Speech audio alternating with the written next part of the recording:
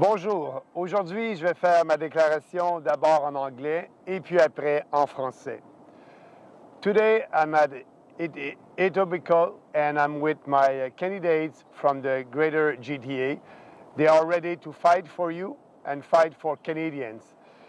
I want to talk today here about the housing crisis, which is raging across Canada and especially here in the greater Toronto area. Behind me and in this whole neighborhoods of Etobicoke are apartments blocks that are. This is a symbol of everything that is wrong about our housing policy and about our immigration policy in Canada. Buying a home has become out of reach for many Canadians, especially young families living in large cities. Vancouver and Toronto have become two of the most unaffordable urban centers in the world. Over the past few decades, the federal government has manipulated financial criteria to make it easier for buyers to qualify for loans and mortgage insurance. It provided tax relief to first-time buyers and funded social housing. It spent billions of dollars and created various bureaucratic programs to supposedly make housing more affordable.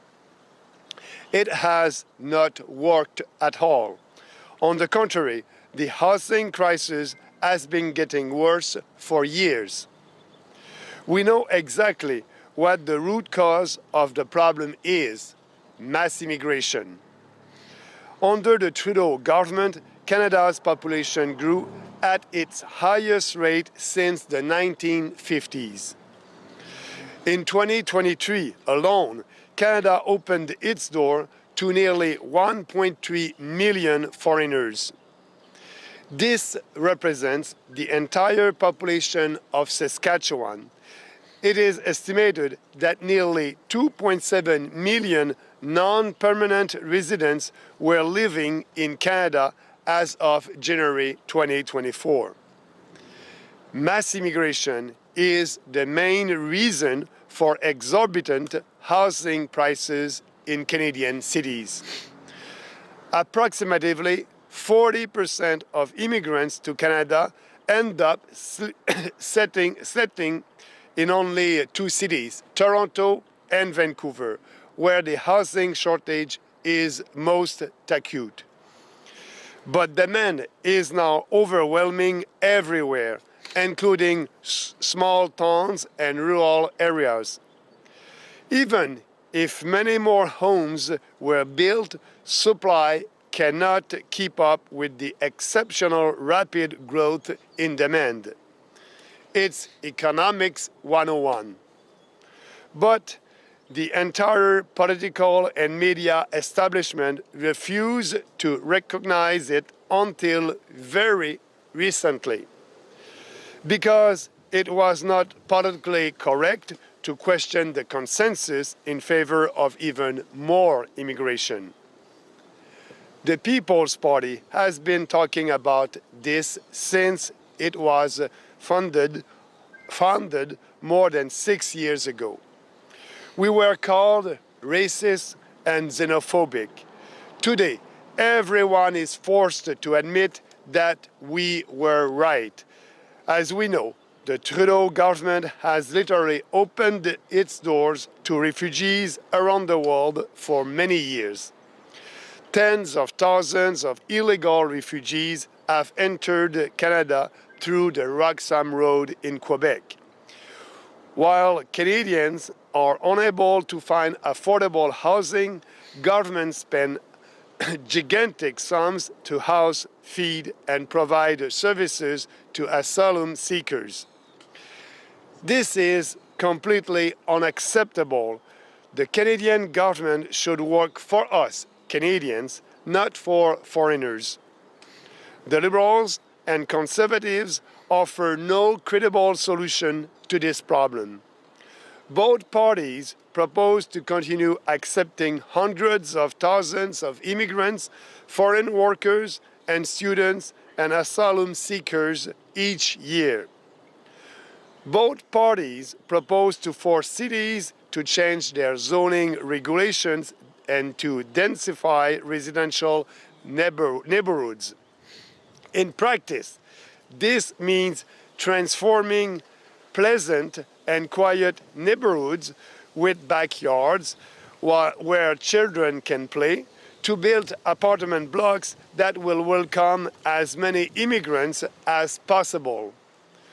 Both parties are proposing to get us more into debt and spend billions of dollars in order to subsidize home construction.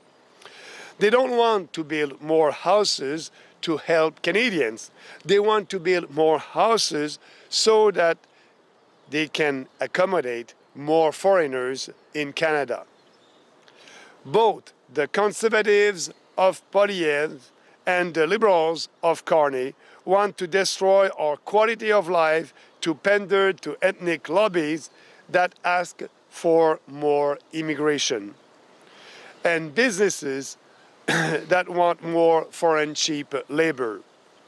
The People's Party is going to solve the housing crisis in the simplest and most effective way possible, by imposing a complete moratorium on immigration for as many years as it takes to solve this crisis.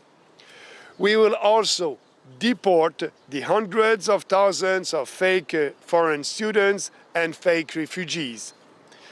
It is time to really tackle this problem and fix it. It is time for real reform with the People's Party of Canada. Je vais maintenant faire ma déclaration en français. Aujourd'hui, je veux parler de la crise du logement qui sévit partout au Canada et particulièrement ici, dans la région du Grand Toronto.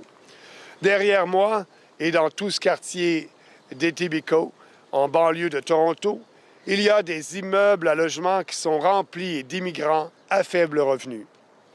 Nos gouvernements dépensent des milliards de dollars pour construire des maisons et des appartements afin que nous puissions accueillir toujours plus d'immigrants. C'est un symbole de tout ce qui ne va pas dans notre pays, de tout ce qui ne va pas dans notre politique du logement et de notre politique d'immigration au Canada. L'achat d'une maison est devenu hors de portée pour de nombreux Canadiens, en particulier pour les jeunes familles vivant dans les grandes villes. Vancouver et Toronto sont devenus des agglomérations urbaines les plus inabordables au monde. Au cours des dernières décennies, le gouvernement fédéral a manipulé les critères financiers pour que les acheteurs puissent plus facilement se qualifier pour un prêt et pour une assurance hypothécaire. Il a accordé des allègements fiscaux aux premiers acheteurs de maisons et financé des logements sociaux. Le gouvernement a dépensé des milliards de dollars et créé divers programmes bureaucratiques pour supposément rendre le logement plus abordable. Tout ça n'a absolument rien donné, aucun résultat. Au contraire, la crise du logement n'arrête pas d'empirer depuis des années. On sait pourtant exactement quelle est la cause fondamentale du problème. Et oui, c'est l'immigration de masse. Sous le gouvernement Trudeau, la population du Canada a connu son taux de croissance le plus élevé depuis les années 50. Uniquement en 2023, le Canada a ouvert ses portes à près d'1,3 million d'étrangers. Ça représente la totalité de la population de la Saskatchewan et on estime que près de 2,7 millions de résidents non permanents vivaient au Canada en janvier 2024. L'immigration de masse est la principale raison des prix exorbitants du logement dans les villes canadiennes.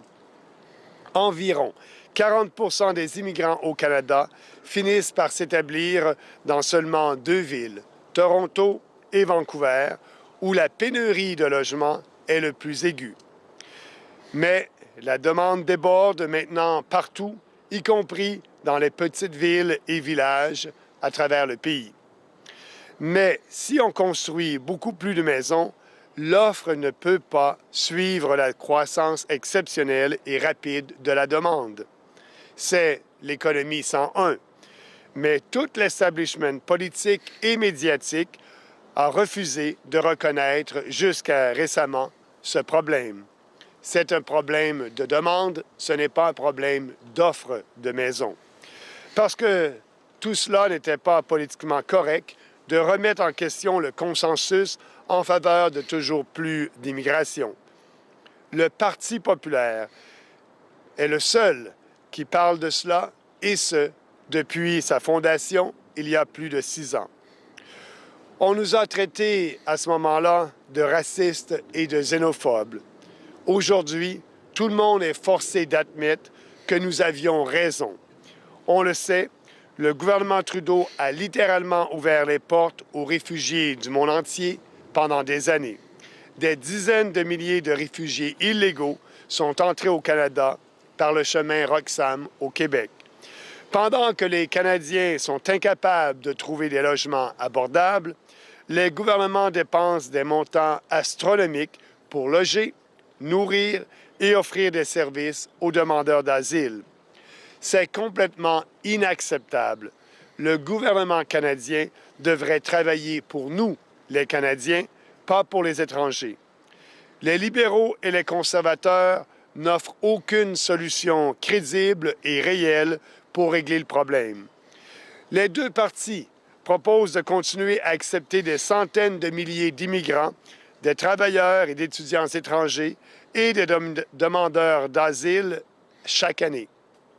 Les deux partis proposent de forcer les villes à changer leur règlement de zonage pour densifier les quartiers résidentiels. Concrètement, ça veut dire transformer des quartiers agréables et tranquilles avec des cours arrière où les enfants peuvent jouer pour construire à la place des immeubles à logement qui accueillent le plus d'immigrants possible. Les deux partis proposent de nous endetter davantage à coût de milliards de dollars pour subventionner la construction de maisons. Ils ne veulent pas construire plus de maisons pour aider les Canadiens. Ils veulent construire plus de maisons pour faire en sorte de pouvoir accueillir encore plus d'étrangers au Canada. Autant les conservateurs de Poilievre que les libéraux de Carney veulent détruire notre qualité de vie pour plaire aux lobbies ethniques qui demandent toujours plus d'immigration. Et plaire aussi aux lobbies du monde des affaires qui veulent avoir de la main-d'œuvre bon marché. Le Parti populaire va régler la crise du logement de la façon la plus simple et la plus efficace possible, en imposant un moratoire complet sur l'immigration pendant autant d'années que ce sera nécessaire pour régler cette crise. Nous allons aussi déporter des centaines de milliers d'étudiants étrangers et de faux réfugiés. C'est le temps de s'attaquer pour vrai à ce problème et le régler une bonne fois pour toutes. C'est le temps des vraies réformes avec le Parti populaire du Canada. Merci. Now I'm ready to take some questions. First, the question here. If you want to ask your questions, or go ahead. Yeah. Yeah. First, I'd like to congratulate you on having the unwavering support of our country's best scientists, our best doctors, our best researchers. They love you. They support you. The question I have is, the National Citizens Inquiry is being hid from the Canadian public. Nobody knows about it. The current politicians run and hide from the National Citizens Inquiry. Is there any plan on pursuing or looking at that information? Yes, the question is about the National Inquiry, the one that the civil the population did just after the history of COVID-19. What is the position of the People's Party in that regarding that. Our position is to have a real inquiry, parliamentary commission that will look at everything that happened during the COVID-19 hysteria. We want to have witnesses that will come. We want to have experts and doctors, and just to be sure that Canadians will remember what happened to us during COVID-19 was unconstitutional with these draconian measures. That was also, they told us that the vaccine, the so-called vaccine, was safe and effective. It was not safe and effective. So we must do that just to remember everything that happened during that time, and also for these people to be responsible of their actions. Thank you. Another question? Yes, I have a question. My name is Shirdal Khan. I'm from Muslim Network TV. People living in the Greater Toronto area are concerned about things happening on the foreign policies front. So I want to ask you, what's People's Party of Canada's position on Gaza, Ukraine, all the things happening away from our border? So how do you going to tackle those issues? So the question is about our foreign policy and the war in Ukraine and what is happening in the Middle East. So first, for our foreign policy, our foreign policy must be based on the security of our national security of Canadians. So the war in Ukraine, we were and we are still the only national political party that said at that time that that's not our war. We must not participate in that war in Ukraine. And, Ukraine, as you know, is a corrupt country. It's sad that the Canadian government did spend more than $20 billion and giving that to Ukraine. As you know, we need to help Canadians first. That's our position. So we are for peace and prosperity. And our goal, I hope that President Trump will be able to have a peace deal with Ukraine and Russia. Concerning the situation in Middle East, as I said, I'm not pro-Palestine, I'm not pro-Israel, I'm pro-Canada. And actually, we don't have any influence over there. So that's not in our national interest to participate in that conflict or other conflicts.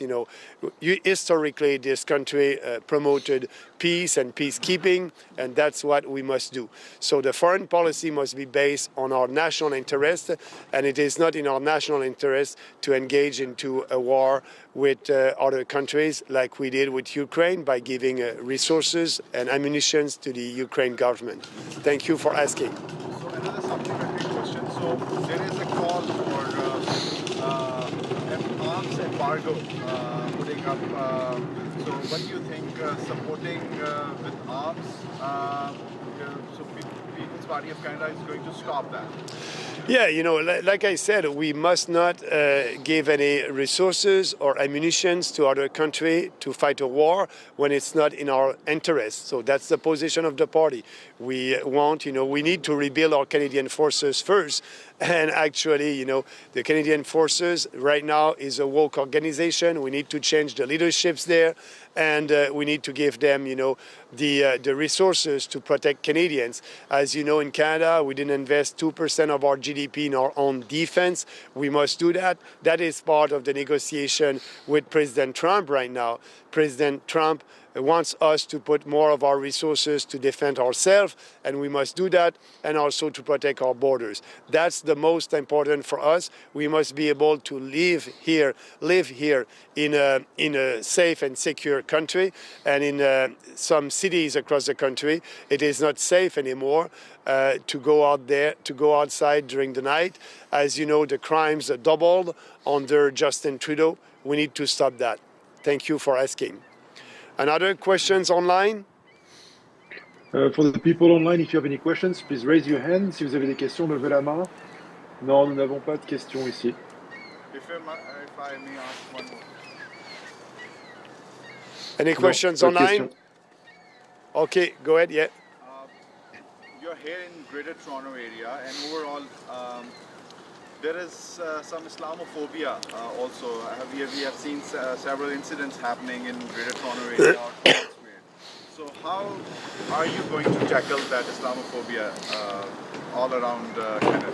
We have all that because, you know, the new immigrants are not integrating into our society, into our country. They are promoting here on the street their internal conflicts of their country of origin. We don't want that. That's why we need to stop mass immigration, to be sure to be able as a country to integrate these immigrants into our society. I don't want immigrants to live in a ghettos. I want immigrants to be able to fully participate in our society. So when you have conflicts coming from other countries because of immigrants that are not integrated into our society, it's because of our very bad immigration policy. That's why we need to change that. And after having our moratorium, and when we'll fix all the problems that mass immigration is causing, we need to open our doors and to be sure to select immigrants that will share our values. We are not doing that anymore. So when we will reopen our doors, that will be important to have a face-to-face interview with each one of new immigrants who want to be Canadians. And you know, we did that in the past, and now, you know, under Trudeau in the last couple of years, that was not the case anymore. Our doors were opened to everybody, and you know, for Trudeau and also for Carney and for Polyev, it is not a privilege to be Canadian. For them, you know, migration is normal. For us, it is not normal. We will withdraw from the migration compact and be sure to promote Canadian values with new immigrants. Thank you very much. So merci tout le monde. Thank you. Have a nice day. Bye-bye. Thank you. Thank you. Great answer. Thank you.